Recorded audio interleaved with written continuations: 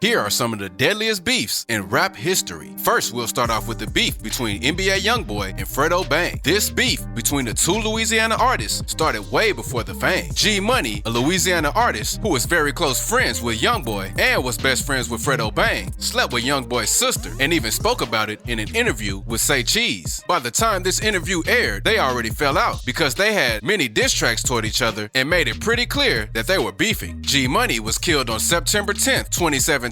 Only a month after the Say Cheese interview. A lot of rumors say that Youngboy had something to do with his death because one of his close associates was charged with the murder. While all this was going down, Fredo Bang was locked up, so he definitely came out to a crazy surprise. But this wasn't the only bloodshed behind this beef. Not even a year later, in May of 2018, Youngboy's manager Dump was killed in a drive-by shooting while chilling with some family and friends. Youngboy was really hurt behind Dump. He even dedicated a song to him on his For Loyalty album titled RRP Dump, but the beef gets even crazier after this. Throughout late 2018, Baton Rouge was a war zone. People were dropping left and right. Amid the spike of homicides in the city, one of the victims was Boulevard Quick, another one of Fredo Bang's best friends. This had to have been traumatizing for Fredo, losing friend after friend to gun violence. Since then, these two have made many videos and subliminal disses toward each other. Fredo even messed with Janaya, Youngboy's favorite baby mama, for a while. These next rappers were beefing during some of the most violent years in America, FBG Duck and Lil Durk. Now this era of Chicago beef gets really deep,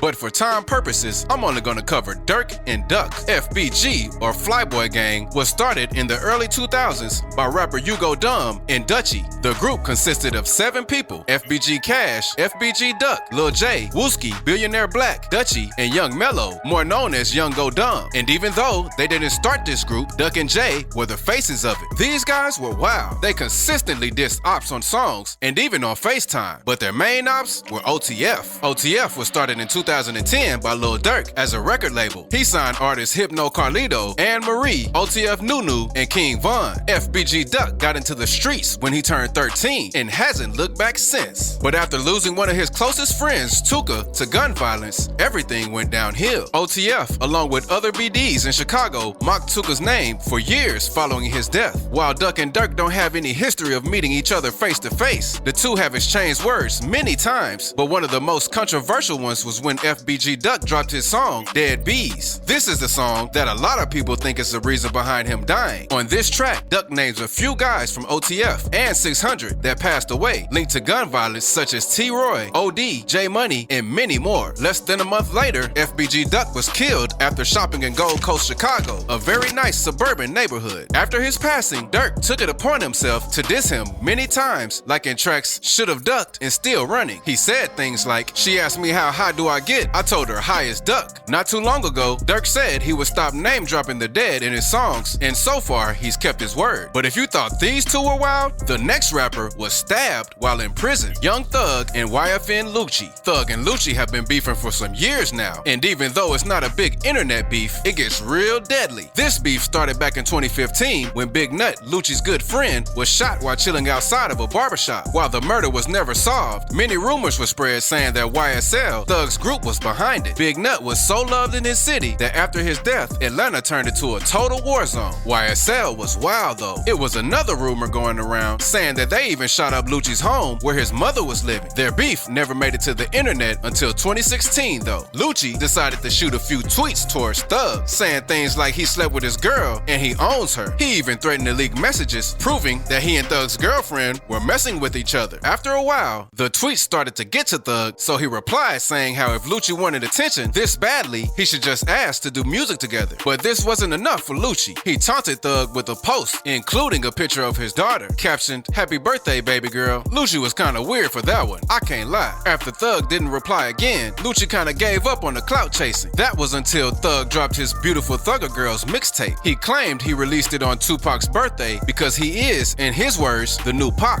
Lucci replied with a subliminal tweet saying Pac would've never worn a dress. This is when Thug had enough. He snapped on Lucci, saying, "Thank God you're able to take care of your mama and be humble. Doing too much could become a deep sleep." This must have really hit a nerve in Thug because he doubled back and went live, threatening to slap Lucci and Sauce Walker. Lucci instantly replied with a video of his own. A month later, Lucci's G-Wagon was shot up in Atlanta, leaving 2 people injured. Lucci was nowhere to be found though. YSL wasn't letting up though. Some members even spray painted Big Nut's grave with the word slat. They went back and forth over diss tracks for a while. One of the most notable being when Thug said, "Last that tried me almost got popped in Linux." Lucci didn't like this one. He replied on his Instagram story saying, "Boy almost shit himself in Linux. Cap ass album." Thug then doubled back on what he was saying earlier, creating an IG story saying, "If I ain't like what you do for your mother and kids, I would have been killed you." Follow with some laughing emojis. Lucci later got arrested for allegedly having connections with a drive-by shooting that left one guy dead and one injured, but he bonded out for $500K. After violating his bond, he was thrown right back in jail, but this time they were trying to hit him with a RICO. Back in March of this year, Lucci was stabbed in jail, and rumors say that Thug was behind the hit. That's how you know this beef is serious. I mean, he's even trying to get the man knocked off behind bars. Currently, Young Thug is in the same boat as Lucci, facing many years in prison for a RICO charge, so I guess you can say that their beef has come to an end for now. But if you thought Young Thug was crazy, this next rapper shot one of his ops and then made a song about it. Gucci Mane and Jeezy. In the early 2000s, both Gucci Mane and Jeezy were just starting to take off in their rap careers and making names for themselves in the streets of Atlanta. In 2005, they collabed on a single, So Icy, but there were rumors going around saying that the two were beefing behind closed doors. It was said that Jeezy was angry that the song was going to be on Gucci Mane's album and not his, and rumor says that Gucci was mad at Jeezy because he refused to perform the song with him. Almost a week after So Icy released, Jeezy made a diss towards Gucci on his track Stay Strapped, putting a $10,000 bounty on Gucci's chain. Gucci replied with his song Round 1, and in the lyrics he claimed Jeezy isn't really about the street life he portrays. They went back and forth for a while until things got serious. On May 10th, 2005, Gucci just brought home a stripper from the club. While the two were chilling in bed, 5 armed guys broke in trying to get Gucci. It isn't too clear what all went down in the situation, but we do know that Gucci ended up killing one of them while the other 4 got away. After this, he allegedly buried the guy behind a middle school. Gucci Mane was later locked up on murder charges, but he continued to claim his innocence. He even said in an interview how he isn't a murderer, he was just upset and he had to do what he had to do. He also claimed he has remorse for the situation. The guy who died in the altercation was Pookie Loke, one of Jeezy's associates signed to his label. Jeezy claimed to not have anything to do with this situation, but many people believe this was a hit sent by him. After this case was closed and Gucci was set free on self-defense, he made many diss tracks referencing Pookie Loke and Jeezy. One of the most notable disses is The Truth. In this song, he says, "Go dig your partner up, nigga. Bet he can't say shit. And if you're looking for the kid, I'll be in zone 6. Telling Jeezy to go dig Pookie Loke up from behind that school. This song is definitely going down in history as one of the most disrespectful rap songs ever recorded. The beef kinda died down for some years until they surprised the world with the verses they did in 2020. In this verses, Jeezy played some of his old hits while Gucci came for blood. He played many of his diss songs, including The Truth. After he played this song, it seemed like something bad was about to happen, but Jeezy decided to be the bigger person and paused the show to explain how he only brought Gucci out for the culture and was just trying to have a good time. Gucci replied saying how it's all respect and they're on the same page. So after 20 years, they finally squashed this beef, which isn't really too surprising because Gucci really turned his life around after his last prison sentence. And if you enjoyed this video, leave a like